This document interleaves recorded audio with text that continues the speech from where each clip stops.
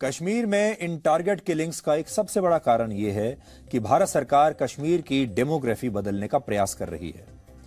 इसका क्या मतलब होता है? डेमोग्राफी का मतलब यह है कि कश्मीर में कितनी आबादी रहती है, यहां किस धर्म के लोग रहते हैं, यहां की सरकारी नौकरियों में किस धर्म के लोगों का कितना प्रभाव है और यहां के लोगों की सामाजिक और आर्थिक स्थिति कैसी है। इसे भारत सरकार बदलना चाहती है, जो कि बिल्कुल सही कदम है। जब तक जम्मू कश्मीर में अनुच्छेद 370 लागू था, तब तक वहां देश के दूसरे राज्यों के नागरिक जमीन तक नहीं खरीद सकते थे, सरकारी नौकरियों के लिए आवेदन नहीं दे सकते थे, दलित और पिछड़ी जाति के लोगों को सरकारी नौकरियों में आरक्षण नहीं था, और अगर कश्मीर की कोई महिला भारत के किसी दूसरे राज्य के नागरिक से शादी कर लेती थी तो परिवार की संपत्ति में उसका अधिकार समाप्त हो जाता था। इससे कश्मीर की डेमोग्राफी एक खास धर्म के आसपास सीमित रह गई। लेकिन 2019 में अनुच्छेद 370 हटने के बाद यह व्यवस्था बदलनी शुरू हो गई थी और इसी से आतंकवादी परेशान है। वो चाहते हैं कि कश्मीर पूरे भारत से अलग कटा हुआ रहे, भारत के लोगों की वहां पर एंट्री ना हो, भारत का कोई नागरिक वहां पर घर बनाकर रह ना सके, वहां नौकरी ना कर सके और वहां पर सिर्फ एक खास धर्म के लोग ही वहां पर रहते रहें। ये चाहते हैं। अब भारत के किसी भी राज्य का नागरिक कश्मीर में जमीन खरीद सकता है, अपना घर बना सकता है, नौकरी करने के लिए जा सकता है, और यही बात इस्लामिक कट्टरपंथियों और आतंकवादियों को अच्छी नहीं लग रही। कुलगाम में आज जो घटना हुई उसकी जिम्मेदारी कश्मीर फ्रीडम फाइटर्स नाम के एक आतंकवादी संगठन ने ली है और उसने कहा है कि अगर कश्मीर की डेमोग्राफी को बदला गया तो इसका अंजाम खतरनाक होगा। इस आतंकवादी संगठन ने जो चिट्ठी आज एक जारी की है वो आज मैं अपने साथ लेकर आया हूं और मैं ये कहूंगा कि ये सबसे बड़े कायर हैं। पहली बात तो ये है जो इन्होंने ऐसा काम किया है, ये सबसे बड़े कायर हैं। और इन्होंने क्या लिखा है देखिए, ये लिखते हैं, खुद कह रहे हैं कि हमारे काडर ने we carried out an intelligence based operation in Kulgam in which a local non local bank manager Vijay Kumar holding a domicile was eliminated. Anyone involved in the demographic change of Kashmir will meet the same fate. यानी कह रहे हैं कि अगर कोई भी कश्मीर की demography को बदलने की कोशिश करेगा तो उसका यही अंजाम होगा। और it's an eye opener for all those non-locals who are living in fool's paradise that the Modi-led government will settle them here. It's nothing but just an illusion for them and they should now understand the reality that it will cost them their lives. तो कह रहे हैं ये कि जो भी लोग बाहर से आए हैं कश्मीर के, यहां नौकरी करने के लिए, काम करने के लिए, उन्हें हम बता दें कि अगर वो यहां पर रुके तो उनकी जिंदगी ले ली जाएगी, उन्हें मार दिया जाएगा। और फिर आखिर जो सेंटेंस है देखिए वो ये है कि think it's not too late otherwise next turn will be yours. यानी अगर आपने जल्दी फैसला नहीं किया तो अगली बारी आपकी है मारे जाने की।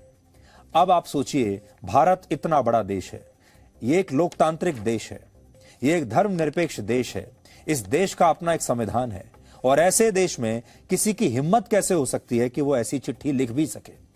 आप सोचिए। और इस चिट्ठी की ना तो कहीं आलोचना हो रही है, हमारे देश में जो लोकतंत्र के चैंपियंस हैं, जो धर्मनिरपेक्षता के ठेकेदार हैं, वो इस चिट्ठी से बिल्कुल मुंह मोड़कर खड़े हुए हैं। वो इस चिट्ठी के बारे में कुछ कहना ही नहीं चाहते, इन आतंकवादियों के बारे में कुछ कहना ही नहीं चाहते। वो सिर्फ अपने ही देश की सरकार को दोष देना चाहते हैं। इन हत्याओं के पीछे एक बड़ी वजह यह है कि जम्मू कश्मीर में पुलिस तंत्र यानी जो पुलिसिंग है वो बहुत कमजोर है। असल में जम्मू कश्मीर में पुलिस को मजबूत करने की बहुत आवश्यकता है, लेकिन पिछले कई दशकों से वहां की पुलिस व्यवस्था में कोई खास सुधार नहीं हुआ है और सब कुछ वहां पर ज्यादातर सेना पर छोड़ दिया गया है। हम ये नहीं कह रहे कि जम्मू कश्मीर पुलिस इनकॉम्पिटेंट है, पहले ही स्पष्ट कर दें। हम ये नहीं कह रहे कि जम्मू कश्मीर पुलिस के जो जवान हैं, जो अफसर हैं, वो काबिल नहीं है, वो बहादुर नहीं है। वो बहुत बहादुर हैं, वो बहुत काबिल है, लेकिन उन्हें और ज्यादा रिसोर्सेज की आवश्यकता है। आज जिस तरह के हालात कश्मीर में हैं, वैसे ही हालात एक जमाने में पंजाब में हुआ करते थे।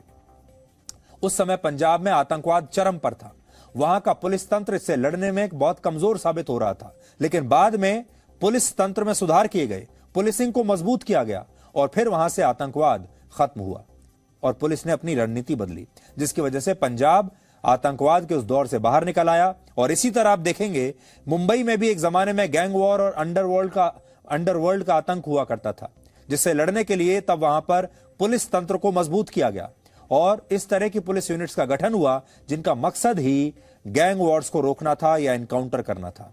और जम्मू कश्मीर पुलिस में भी आज वैसे ही बदलाव करने की आवश्यकता है, उन्हें और ज्यादा ताकतवर बनाने की आवश्यकता है। सबसे हैरानी की बात यह है कि भारत के ही एक राज्य में हिंदुओं को खुलेआम मारा जा रहा है और धर्मनिरपेक्षता और लोकतंत्र के तमाम ठेकेदार इन हत्याओं के लिए आतंकवादियों के खिलाफ एक शब्द नहीं बोल रहे, बल्कि मोदी सरकार को जिम्मेदार मान रहे हैं। इसकी पूरी जिम्मेदारी जो है मोदी सरकार पर आती है। मोदी सरकार हिस्ट्री से लेसन नहीं दे रही है। जो गलती 1989 में हमने की थी वो गलती वही उसी लाइन पर गलती नरेंद्र मोदी की सरकार कर रही है। 1989 में भी ऐसा ही हुआ था कि पॉलिटिकल आउटलेट को बिल्कुल बंद कर दिया गया था। पॉलिटिशियंस को, वैली के पॉलिटिशियंस को बोलने की इजाजत नहीं थी। आप सिर्फ पिक्चर बनाने में प्रमोशन में आप ये समझ रहे कि कश्मीरी पंडित का हमला पिक्चर प्रमोशन से होगा। अब आप देख लो, खमियाजा भुगतना पड़ रहा है आपको। और ये हो गया कि रात में आपको जहां पर हमारे कश्मीरी पंडित रहते हैं वहां पर उनको आपको बंद करना पड़ रहा, उनको भागने से रोकना पड़ रहा आपको। तो ये पूरी गलती जो हमने 89 में की वही गलती मोदी सरकार कर रही है। Presenting B News app available on Google Play and App Store. Download it now.